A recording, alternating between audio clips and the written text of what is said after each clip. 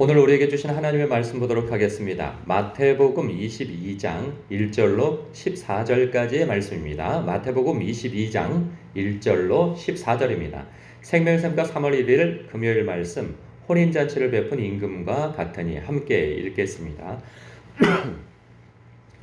예수께서 다시 비유로 대답하여 이르시되 천국은 마치 자기 아들을 위하여 혼인잔치를 베푼 어떤 임금과 같으니 그 종들을 보내어 그 청한 사람들을 혼인잔치에 오라 하였더니 오기를 싫어하거늘 다시 다른 종들을 보내며 이르되 청한 사람들에게 이르기를 내가 오찬을 준비하되 나의 소와 살찐 짐승을 잡고 모든 것을 갖추었으니 혼인잔치에 오소서 하라 하였더니 그들이 돌아보지도 않고 한 사람은 자기 밭으로 한 사람은 자기 사업하러 가고 그 남은 자들은 종들을 잡아 모욕하고 죽이니 임금이 노하여 군대를 보내어 그 살인한 자들을 진멸하고 그 동네를 불사르고 이에 종들에게 이르되 혼인잔치는 준비되었으나 청한 사람들은 합당하지 아니하니 내거리 길에 가서 사람을 만나는 대로 혼인잔치에 청하여 오라 한대 종들이 길에 나가 악한 자나 선한 자나 만나는 대로 모두 데려오니 혼인잔치에 손님들이 가득한지라 임금이 손님들을 보러 들어올세 거기서 예복을 입지 않은 한 사람을 보고 이르되 친구여 어찌하여 예복을 입지 않고 여기 들어왔느냐 하니 그가 아무 말도 못하거늘 임금이 사관들에게 말하되 그 손발을 묶어 바깥 어두운 데에 내던지라 거기서 슬피 울며 이를 갈게 되리라 하니라 청함을 받은 자는 많되 택함을 입은 자는 적으니라. 아멘. 오늘 이 혼인잔치를 베푼 임금과 같나니 하면서 이 비유를 들어주시는데 그 시대, 이 고대 시대 때, 고대 국가 때 왕의 권세는 거의 신과 방불한데 이게 이해가 가지 않는 행동들을 하죠. 이 왕의 백성들이 이 왕의 백성들을 향하여서 이 귀인들이겠죠.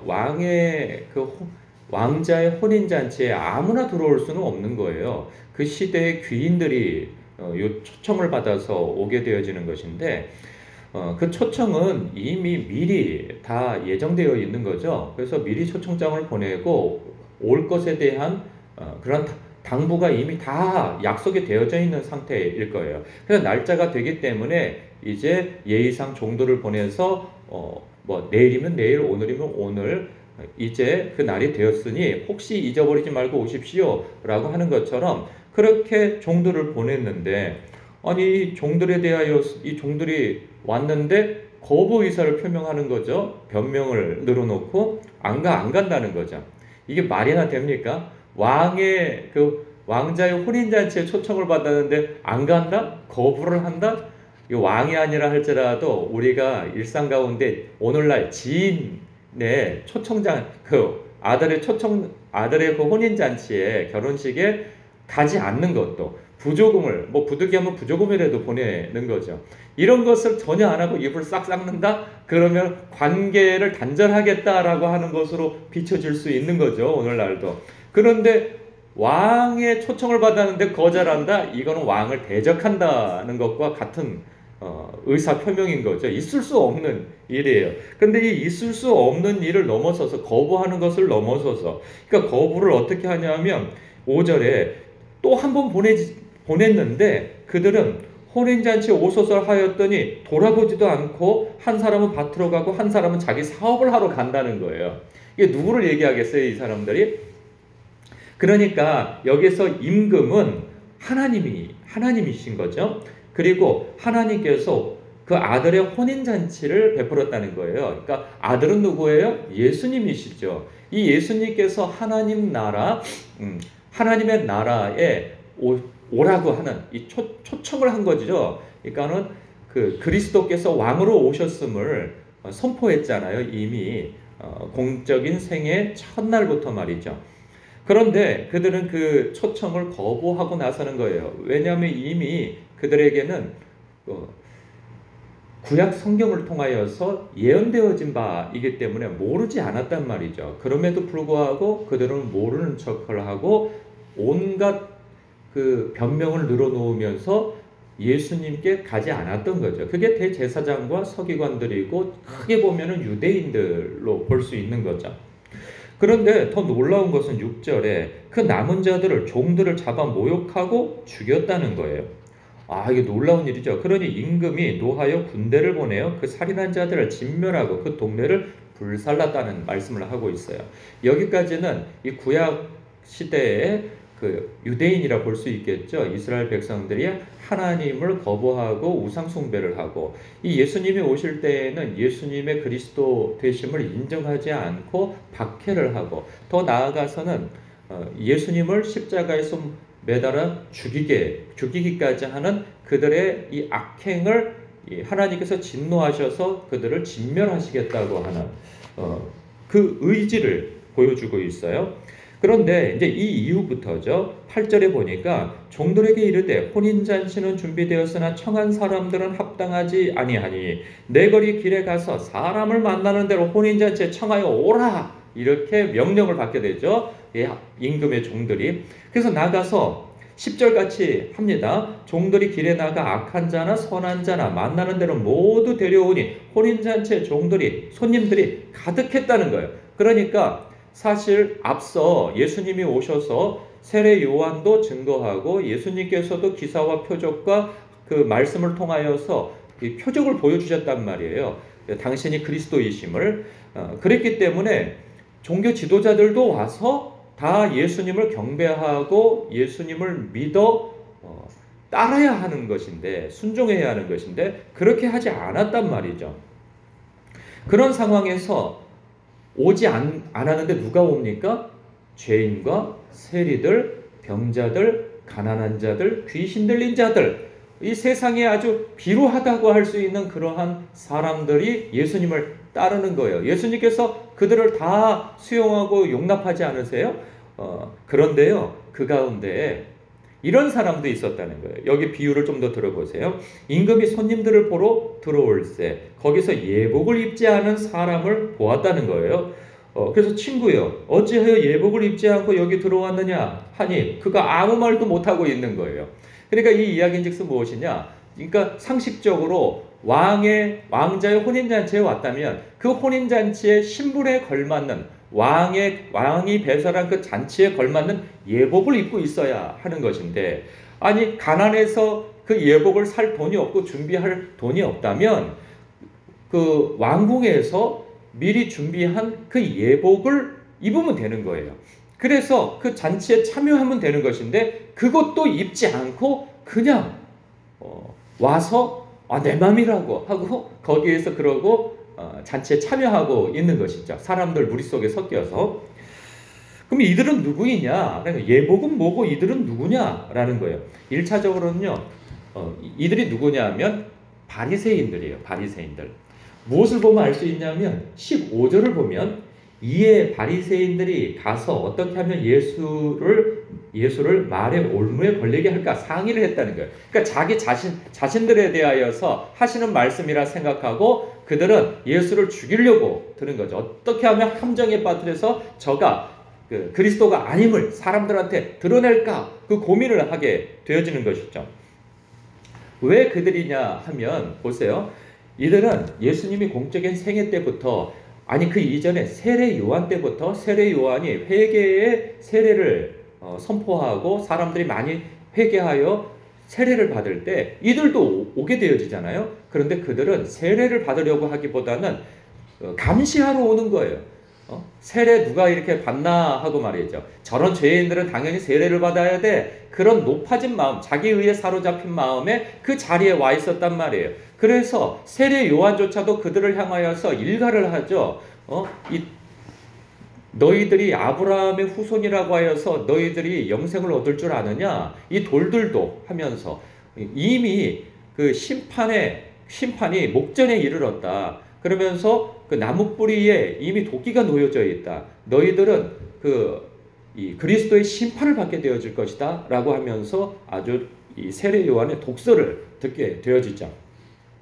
그 이후에도 예수님께서 이제 공적인 생애를 행하시는 3년 반 동안 계속 따라다니는 사람들이 있었으니 누구냐 하면 그 무리들 속에 그 바리새인들이에요.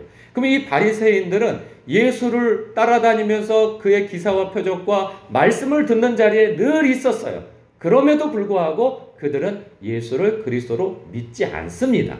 지금도 보면은 이 말씀을 들으면서도 믿지를 않고 어떻게 하면 그를 올무에 빠뜨릴까, 어떻게 그 말하는 것으로 인하여서 빌미를 잡아서 그가 그리스도가 아님을 드러낼까 하고 호시탐탐 노리는 자들이 이 바리새인들인 거예요. 그러니까 무리 속에는 늘 있어요. 무리 속에는 늘 있고 예수님과 늘 가까이는 있어요. 그러나 예수님을 믿지 않는 거예요. 여러분, 오늘날 그런 사람이 우리들 가운데에서도 있을 수 있다는 거예요.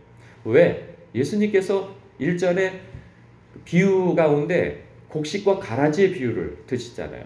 예수님께서는 그 주인이 들녘에다가 그 좋은 씨앗만 뿌렸어요. 그런데 밤새 일어나서 보니까 그 뿌려진 씨 가운데 원수들이 와서 그 가라지 씨앗을 또 뿌린 거예요. 그러니까 처음에 몰랐는데 자라면서 보니까 어느 정도 자라면서 보니까 가라지가 끼어 있음을 종들이 알려주잖아요. 뽑아버릴까요? 아니다. 괜히 그거 뽑았다가 곡식까지도 상할까 두렵구나. 내버려 둬서 추수할 때 싹 갈라서 이 가라지들은 모아서 불구덩이에 던지고 이 곡식들은 곳간에 들여놓게 될 것이다 라고 말씀하시는 거예요. 이 똑같은 상황이 벌어지는 거죠.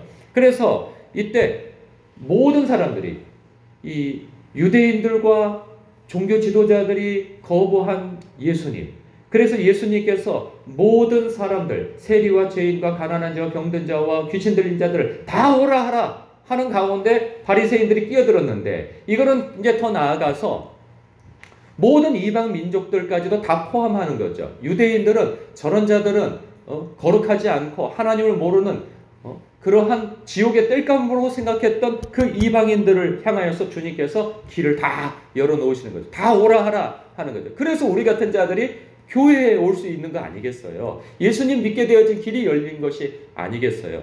그런데 놀랍게도 교회 안에서 똑같이 예배를 드리고 주일을 성수하고 심지어는 봉사활동도 하고 헌금 생활도 하고 11조 생활도 하고 다 하는데 예수는 믿지 않을 수 있다는 사실이에요. 예수님. 그럴 수도 있어요. 늘 하나님 아버지하고 기도를 하니 내가 예수님을 믿고 있다고 착각할 수도 있단 말이에요. 그런데 모태신앙 가운데에서 어렸을 때부터 이 전통과 이 습관적으로 교회를 다니다가 직분을 맡게 되어지고 집사도 되어지고, 뭐 어렸을 때는 학생회장, 청년회장, 그리고 장성에서는 집사, 뭐 권사 혹은 장로 뭐 이렇게 되어지는 과정 속에서 한 번도 회개한 적도 없고 예수 그리스도를 주라 고백한 적 없이 자기도 모르게 늘 남들 기도할 때 기도하고 남들 같이 예배할 때 그냥 문화적으로 끼어서 예배하다가 늘 성실하니까 나중에는 직분자가 되어져 있지만 예수님을 정말 마음으로 믿고 입으로 시인한 바가 없고 돌이켜 주의 주되심을